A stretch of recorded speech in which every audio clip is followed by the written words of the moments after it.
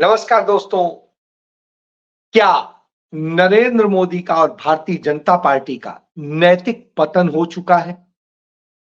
क्या इस देश में लड़कियां, औरतें, जहां-जहां राम राज्य होता है, डबल इंजन की सरकारें होती हैं, वहां सुरक्षित नहीं है? और क्या राम राज्य में लड़कियों की आबरू लूटना, उनकी हत्या करना, उनके ऊपर अपराध करना एक सामान्य सी बात है? क्या को उसकी मान्यताओं को भारतीय जनता पार्टी ने खतरा पैदा कर दिया है? और क्या लूट तंत्र का लोकतंत्र चल रहा है? कमोबेश इन्हीं सारी बातों पर आपके साथ बात करूंगा। सबसे पहले आता हूं हिंदू धर्म में।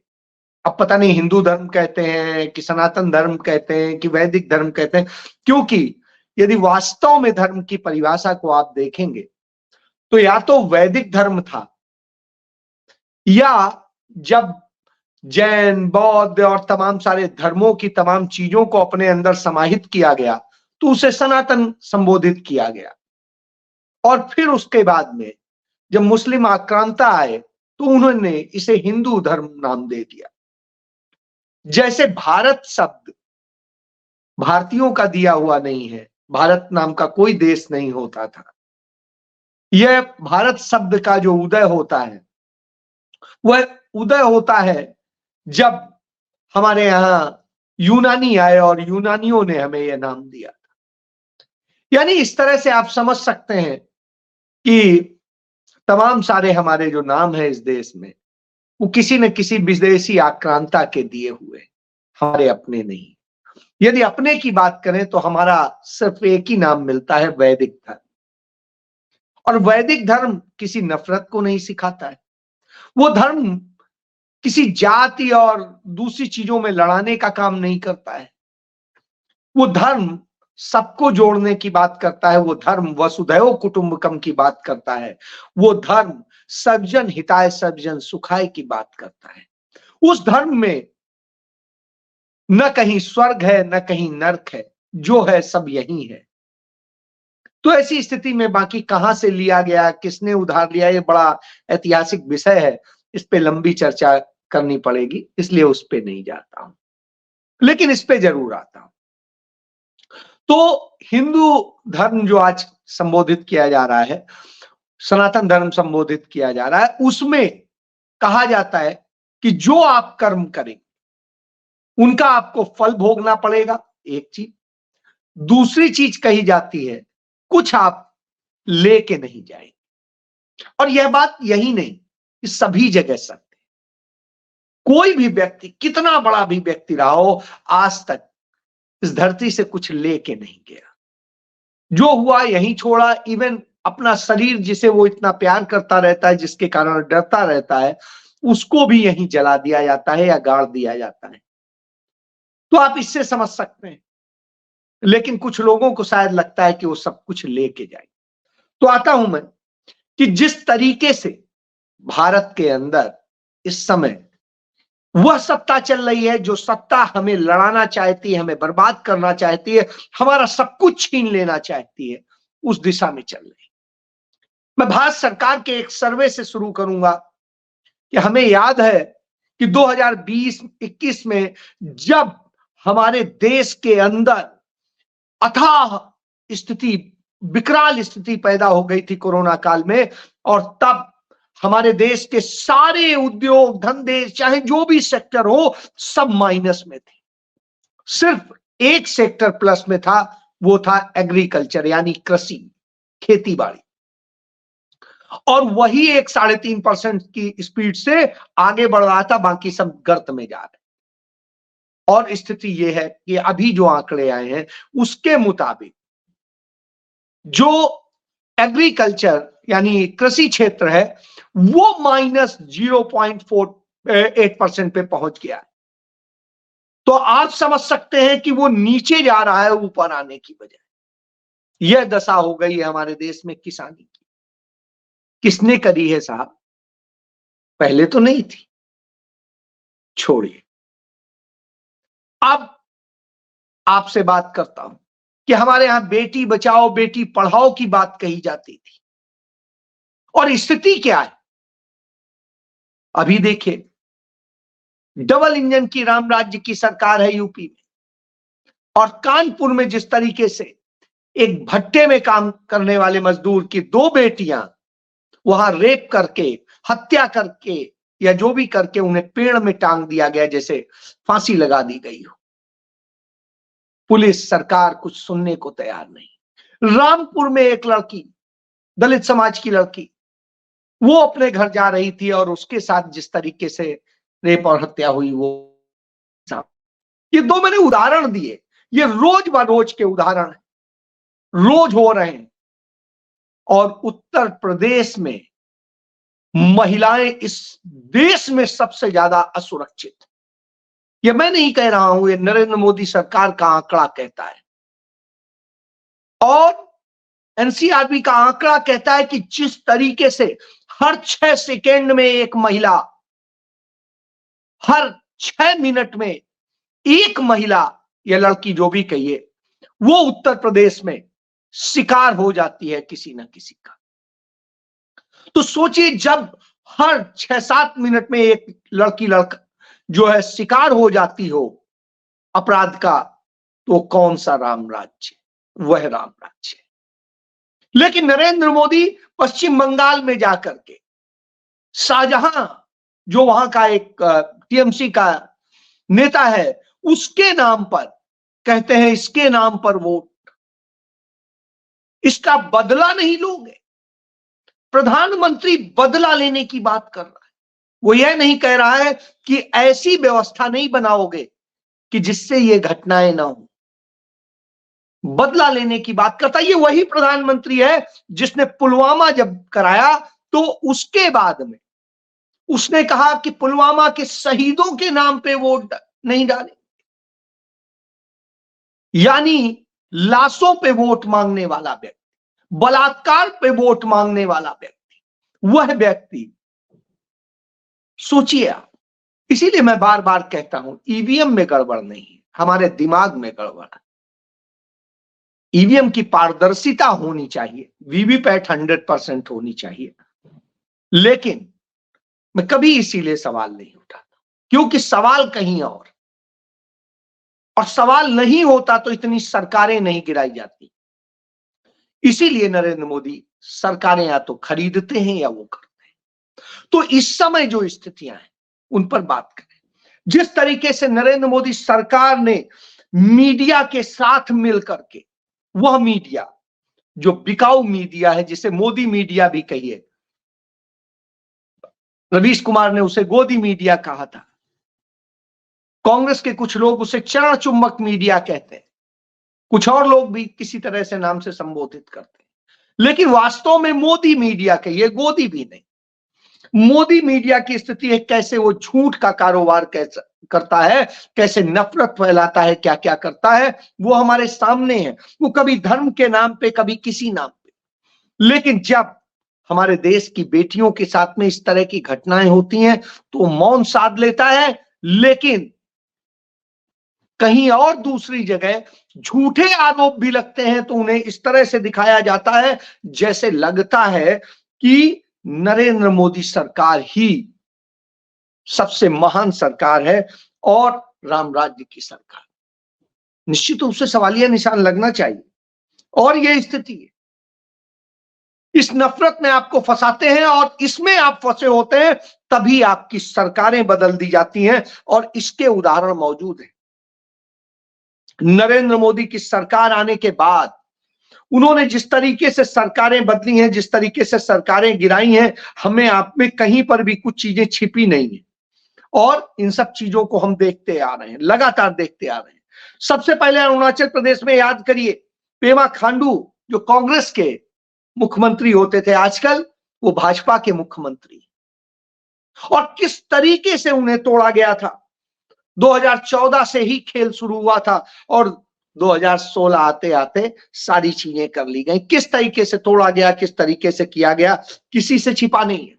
इसके बाद में आपको याद होगा झारखंड में किस तरीके से सरकार को जो है बहुमत नहीं था, कुछ नहीं था, उसके बावजूद सरकार बनाई गई, वो किसी से छिपा नहीं। बिहार में याद करिए 2015 में किस तरीके से नीतीश कुमार, आरजेडी और कांग्रेस मिलके लड़े थे और सारी आया था, और उसके बाद में किस तरीके से पाला बदलवा करके और क्या क्या किया गया, कैसे तोड़ के किया गया, किसी से छिपा नहीं है। 2017 में हमने गोवा को भी देखा है कि कैसे गोवा में इसी तरीके से किया गया। इसी तरीके से 2017 में हमने मणिपुर में देखा कि कैसे तोड़फोड़ की गई और क्या किया गया। इसी तरीके से कर्नाटक में 2018 और 19 में हमने देखा किस तरीके से सरकार तोड़ी गई और बनाई गई और ये की गई। किस तरीके से हरियाणा में 2019 के चुनाव के बाद जनादेश नहीं मिला, बावजूद इसके कैसे जेजेपी के साथ मिलकर सरकार बनाई गई, उसके एवज में क्या क्या दिया गया, क्या क्या सौदे हुए, किसी से छिपा नहीं।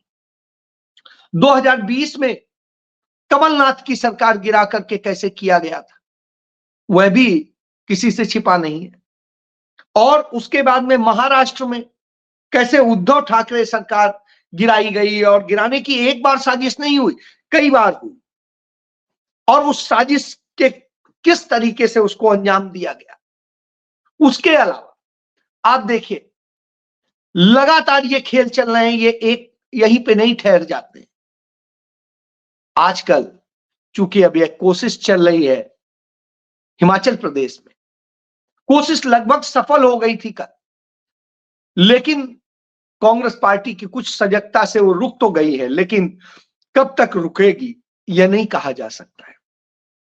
क्योंकि वहां पर जिस तरीके से जो राजघराना एक लंबे समय से कांग्रेस के बूते सत्ता में रहा, 6 बार मुख्यमंत्री बने वीरभद्र सिंह, उनका परिवार अब मोदी के और भाजपा के राग अलापने लगा है। किस तरीके से हिमाचल में 6 बार वो राजघराना कांग्रेस के बूते सत्ता में रहा और वीरभद्र सिंह मुख्यमंत्री रहे। उसके अलावा जब वो सत्ता में नहीं रहे तो वहां या तो नेता प्रतिपक्ष रहे या प्रदेश अध्यक्ष रहे, उन्होंने वहां की सत्ता को हर तरीके से अपने हाथ में रखा, और नतीजा यह था कि सत्ता उस राजघराने से पहली बार बाहर आई। तो जब बाहर आई तो तकलीफ हो गई। उसके बाद से सरकार गिराने की साजिशें रची जा रही थी उस परिवार के साथ मिलकर के। उस परिवार के जो भी गलत सही तरीके से कमाई के जो आरोप नरेंद्र मोदी सरकार ने लगाए थे, मैं नहीं कह रहा हूं, और उन्होंने ईडी की रेड की थी जब उनकी बेटी की शादी चल रही थी। उस वक्त आप सोचिए, उस वक्त उन्होंने क्या क्या कहा था। आज क्या स्थिति है? आज वही परिवार भूल गया सब। क्यों भूल गया? क्योंकि उनके ही रिश्तेदार कैप्टन अमरिंदर सिंह बीजेपी में पहले ही जा चुके हैं। अब वो सारा खेल चल रहे हैं कि कैसे सरकार गिरवाई जाए और कैसे फिर से राजघराने के हाथ में लाई जाए। वो जिस तरीके से उनके राजघराने को कांग्रेस पार्टी ने समर्थन दिया था और वो सत्ता में रहे थे पंजाब की, वैसे ही तो ये खेल चल रहा है। इतने साल की सत्ता भोगने के बाद भी ये हालत हो। आप सोचिए कि सत्ता के बिना रह नहीं सकते हैं, तो आप भाजपा में जाने का दिखाते हैं। प्रतिभा सिंह भाजपा को बेहतर बता देती हैं, वही उनके बेटे विक्रमादित्य इतना ज्यादा परेशान है सत्ता में आने के लिए। मुख्यमंत्री है, सत्ता का मतलब मुख्यमंत्री की कुर्सी की सारी साजिशें रचते हैं, और उन सारी साजिशों के बाद कब वो चले जाएंगे भाजपा में, कब वो किस तरीके से कर लेंगे, कोई बड़ी बात नहीं। तो यही अब भारतीय जनता पार्टी की नैतिकता रह गई। अब तक 11 सरकारें गिरवा चुकी है भारतीय जनता पार्टी। 11 सरकारें इस तरीके से अवैध तरीके से गिरवा करके कब्जा करने का है। आज पूरे देश में भारतीय जनता पार्टी की 15 राज्यों में सरकारें हैं, 12 में सीधे हैं और 3 में सहयोगी दलों के साथ। इसके अलावा आप याद करिए, एक समय यह भी आया था 2018 में कि 21 राज्यों में भारतीय जनता पार्टी की सरकारें हो गई थी। 21 राज्यों, वो घट के 15 पे आ गई है। यही तो बर्दाश्त नहीं हो रहा है नरेंद्र मोदी को, क्योंकि जब नरेंद्र मोदी को सत्ता मिली थी तब 7 राज्यों में भारतीय जनता पार्टी की सरकार होती थी और अभी 15 पे है, यानी डबल से ज्यादा तो वो कर रखे। लेकिन वो चाहते हैं कि सभी जगह 100% तो उसकी साजिशें रची जाती, यही तकलीफ। लेकिन जनता बार बार उनके आड़े आ जाती है, उन्हें स्वीकार करने से मना कर देती। क्यों कर देती है?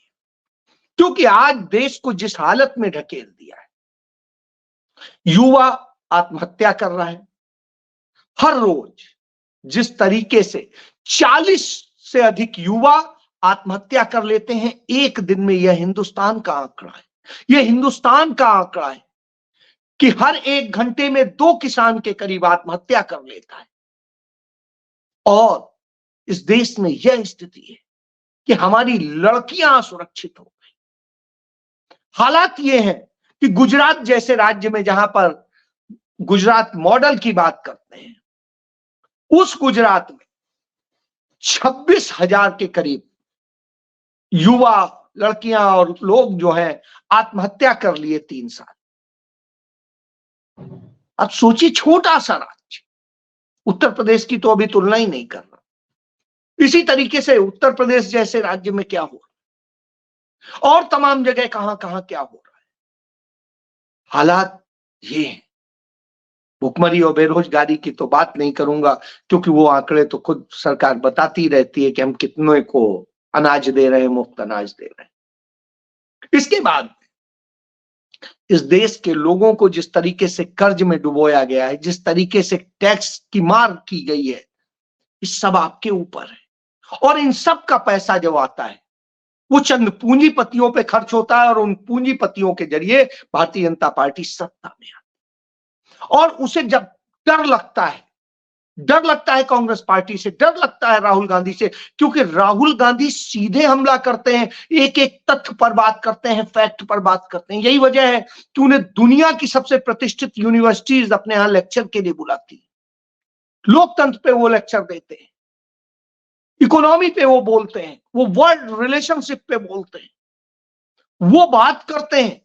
और यहां जो विश्वगुरु खुद को कहते हैं, उनकी स्थिति यह है कि भारत के पासपोर्ट की भी वैल्यू गिरती है, भारत की रैंकिंग भी हर जगह गिरती है। हर जगह भारत गर्त में जा रहा होता है, फिर भी वो खुद को स्वयंभू विश्वगुरु बन जाते हैं। तो आप समझिए किस आधार पे, किस चीज की नैतिकता, न राजनैतिक सुचिता, न कुछ और। दल बदल का इतिहास आज का नहीं है। निश्चित रूप से हमें आज भी याद है कि दल बदल का सबसे पहला जो खेल खेला था, वो खेला था चौधरी चरण सिंह ने। 1937 से लेकर 1977 तक वो कांग्रेस पार्टी के टिकट पर जीते और विधायक बने थे। बावजूद इसके उन्होंने 1967 में चंद्रभान गुप्त की सरकार गिरा करके अपने मुख्यमंत्री बनने के लिए जनसंघ से हाथ मिला दिया था, जो यही भारतीय जनता पार्टी। तो ये धंधा इनका आज से नहीं है, ये सदैव से लगे रहे। और आजादी के पहले ये किस तरीके से मुस्लिम लीग के साथ मिलकर के करते थे, वह भी किसी से छिपा नहीं। और उसके बाद में आप देखिए, ये खेल लगातार चलते रहे। जब जब हुआ है, कांग्रेस की सरकार गिरवाने के लिए इन्होंने जनता पार्टी में अपनी पार्टी तक का विलय किया है। और यही नहीं, जनता दल को सहयोग दिया, जिसके कारण कश्मीरी पंडित मारे गए, सब कुछ हुआ। और उसके बाद फिर जब भी हुआ, इन्होंने जिस तरीके से किया है, सब कुछ सामने है। आज जब यह स्थिति होती है तो निश्चित रूप से सवाल होता है, और कहते हैं, डर दिखाते हैं आपको कि हिंदू धर्म खतरे में। भारत में यूनानी आए, यमन आए, हूण आए, शक आए, मुस्लिम आए, जो है ईसाई आए, सब आए। आज तक ये 2000 साल से भी अधिक पुराना इतिहास है। यदि हम उतने को ही सिर्फ देख ले तो उतने में इतने सारे लोग आए, और उसके बावजूद हिंदू धर्म तो खत्म नहीं हुआ, उसके लोगों की संख्या बढ़ी है। फिर किस बात का डर? हिंदू धर्म का खतरे का डर जो है पैदा किया जाता है, ये आपको डराया जाता है। क्या आप इस चीज को 2014 के पहले क्या सुनते थे कि हिंदू धर्म खतरे में? तब तो ये कहते थे कि घोटाले हो रहे हैं, ये हो रहा है, वो हो रहा है। तब कभी आपने सुना था कि कभी लव जिहाद की बात आती थी? एक केरल में आई थी 2009 में, और उसमें सब स्पष्ट हो गया था कि ऐसा कुछ नहीं। और इस बात की जो टी शंकरन थे, जज थे, उन्होंने ये बात उठाई थी, और जिन्होंने ये बात उठाई थी वो भी संघी बैकग्राउंड के थे। तो शुरुआत देखिए। और दूसरे कौन थे? दूसरे एक चर्च के फादर थे, इसके अलावा तो नहीं था। आज स्थिति क्या है? आज जगह जगह आप इस तरह की बातें सुनेंगे। तो यह बताता है कि न लड़कियां सुरक्षित हैं, न युवा सुरक्षित है, न देश में लोकतंत्र सुरक्षित। इसे बचाना है तो आपको सोचना होगा कि कौन सही है, कौन गलत है, और उसके साथ खड़ा होना होगा। जय